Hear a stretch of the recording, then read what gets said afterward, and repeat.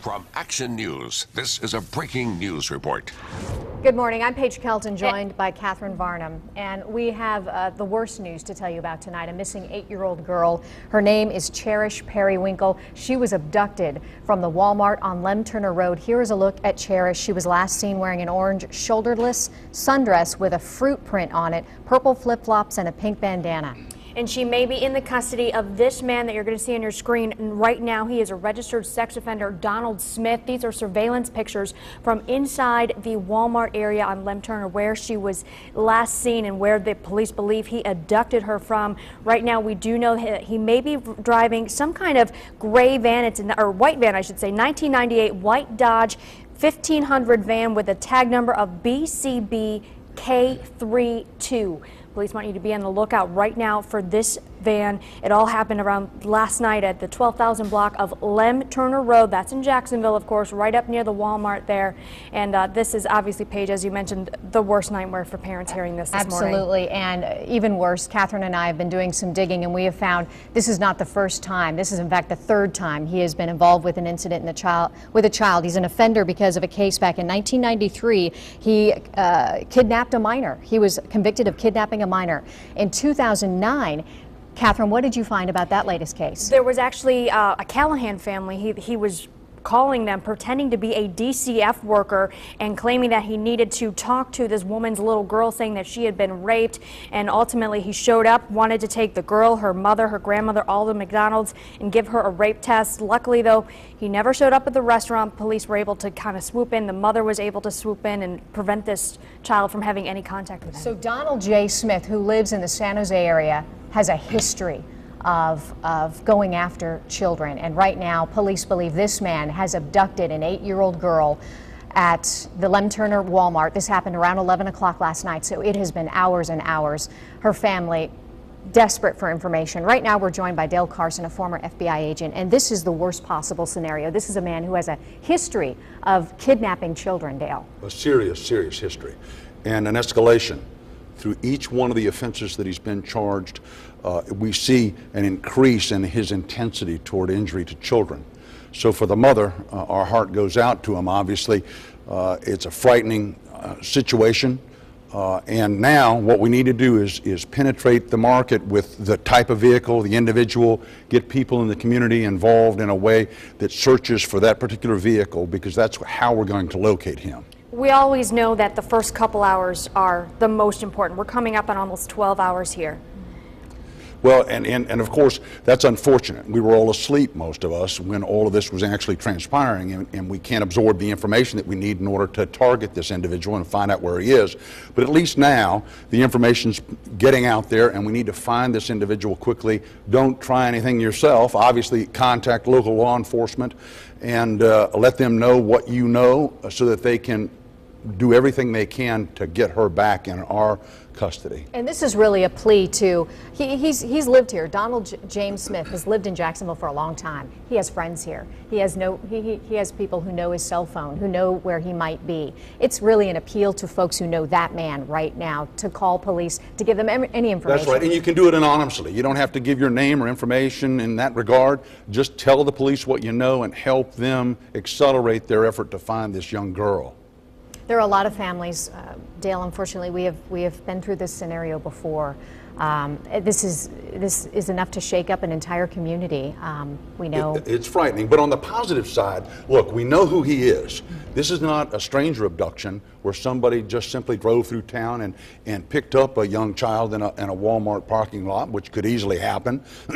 But here, we know who the individual is. So as you mentioned, we know he has friends, families, contact here in town, and to the extent that those people are willing to reach out and contact us, we can put a happy ending to this. Police said they've searched local motels. They went through the entire sex offender list. Where else would they be searching right now in this area besides his friends, his family, who may be in the area? Based on his prior arrest where he's been unsuccessful, that means he's somewhat of a bungling criminal, which works to our advantage.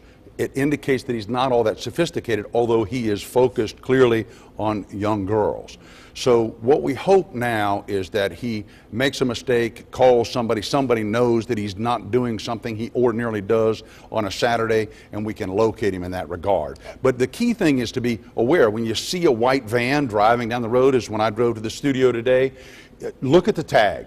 If it looks suspicious, if it looks like this van, pick up your cell phone, we all have them now, and contact local law enforcement, let them know what you're observing. We're going to show you, we have the mugshot of Davis. This is his arrest back in 2009. This was when he pretended to be a DCF worker, Dale. I mean, so he has actively, aggressively gone after children and done it in the presence of her mother. Well, and the danger of these individuals is they think this initial process through. And of course, our young children are very trusting.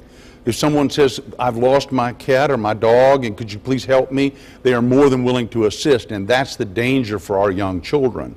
This individual clearly is a danger to the community. That's why there are in place the FDLE sites where you can see if this individual lives near you, those sorts of things. And I encourage families, particularly young children, to utilize these resources. I know you have it here on the web page for the Action News. In fact, can we pull this up? We pull the mirror up. I have my iPad linked into our computer systems here in the control room, and I'm operating this live. This is a look. When you go to the Florida Sex Offender database and you search a name, this is what you find. And there is his mugshot, the one that they're actually putting out there. But you can see his crimes, and the crime he was convicted of here, 1993. I'm going to click on it.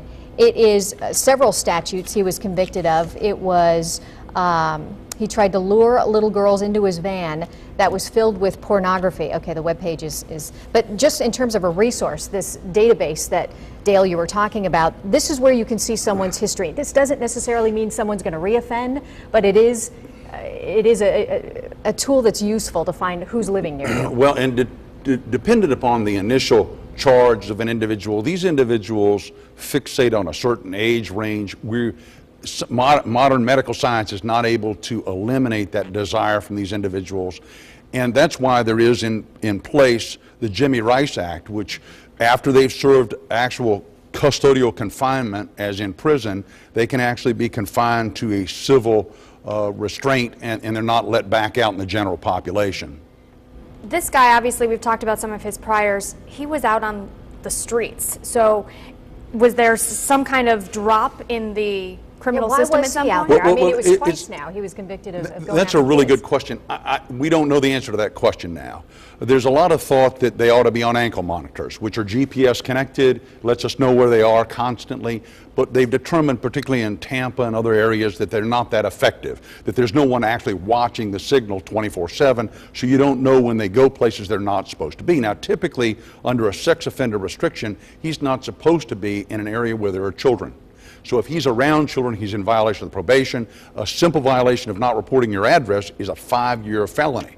So the legislature takes this very seriously, but we as a community are the individuals who need to protect this young girl, and we need to take it very seriously. Folks, if you are just joining us, we are talking about 8-year-old Cherish Periwinkle. She was abducted from the Walmart on Lem Turner Road at around 11 o'clock last night. That's the last time her mother saw her.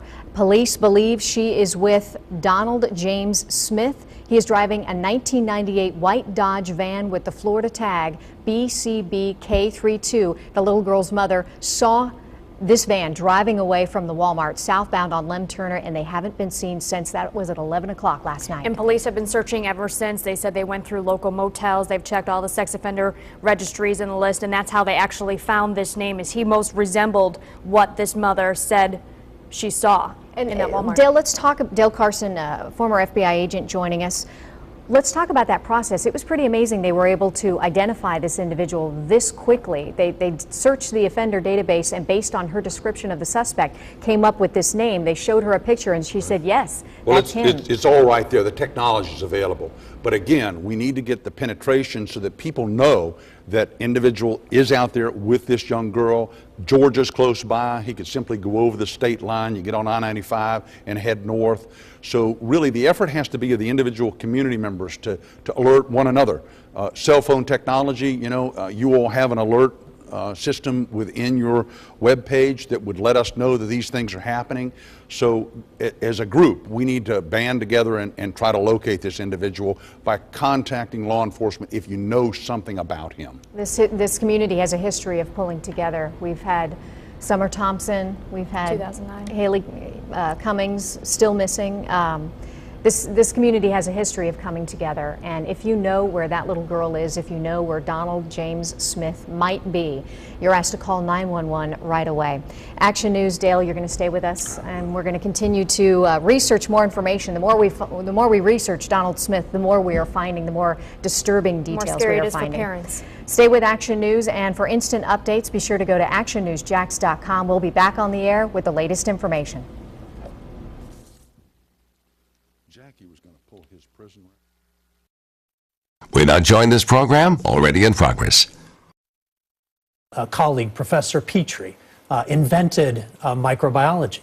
And today, using this century-old technique, clinical microbiologists, who are really heroes in my opinion, streak a patient specimen onto this Petri dish that you see here, and put that in an incubator. Wait for those microbes to divide over and over and over again until there's tens of millions, so you can actually see it visually. And usually this takes typically days. You're trying to cut this down to hours? That's right.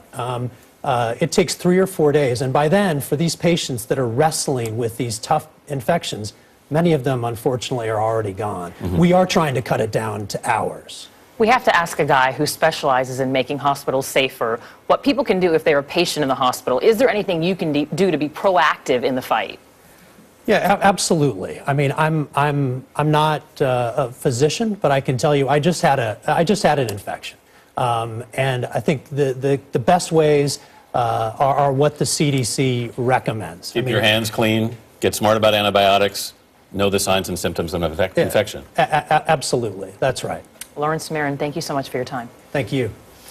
Celebrity chef Paula Deen is out at the Food Network. The channel said yesterday that it will not renew her contract when it expires at the end of the month. Deen released 2 videos on the internet yesterday asking her fans to forgive her for using racial slurs in the past. The revelation about the slurs was made when she was being questioned as part of a lawsuit. It is about 12 minutes after the hour, and now here's a look at the weather for your weekend. Good morning from the First Alert Weather Center. I'm Chief Meteorologist Mike Bursch. We'll see some more showers and thunderstorms develop as we go through the day today. Long parts of the day dry, but get underneath one of these storms, it will pour. Temperatures near 90 degrees. Much the same story for tomorrow and more. Scattered showers and thunderstorms off and on much of the upcoming week and into the low 90s for highs. Have a great and safe weekend. 1/3 of American kids are bullied by their own brothers or sisters, and they can suffer as much trauma as any bullied child. You're watching CBS This Morning, Saturday.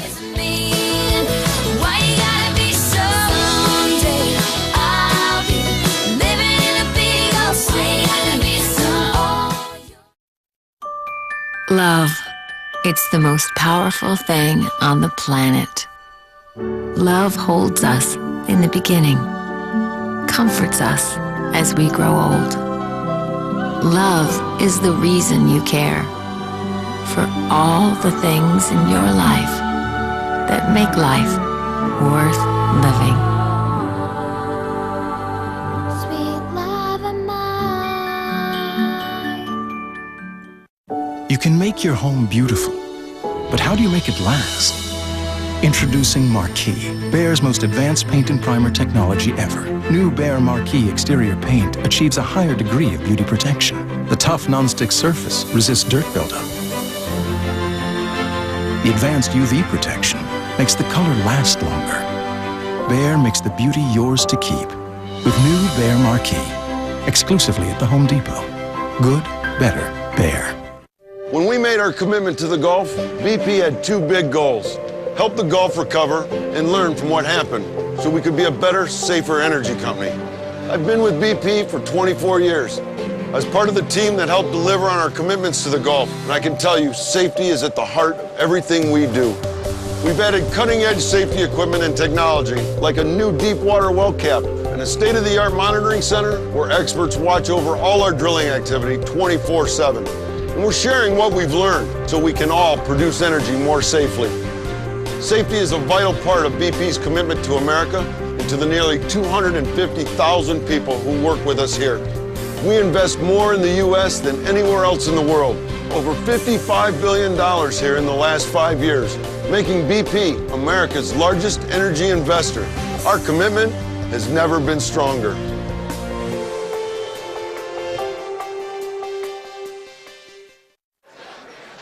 Smoke. No, I'm good. Every time you say no to a cigarette, you celebrate a little win. Nicorette lozenges deliver craving relief that lasts. Double your chances of quitting. Energizer Ultimate Lithium AA batteries last up to 9 times longer versus Energizer Max, which means up to 9 times less waste. Energizer Ultimate Lithium. That's positive energy. The First Alert Weather Team on CBS 47 Action News, dedicated to watching out for severe weather. We are tracking some rain showers on First Alert Doppler HD. And warning you before it hits. Then, while the storm is overhead, we're there. Now making landfall. Tracking it down to your neighborhood. Trust Jacksonville's most accurate weather team.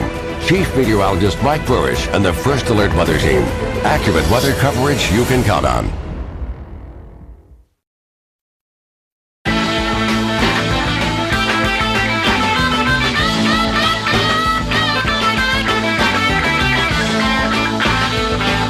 This may happen in your house a lot. It does in mine. An older brother or sister and a younger one squabbling, making fun, even fighting.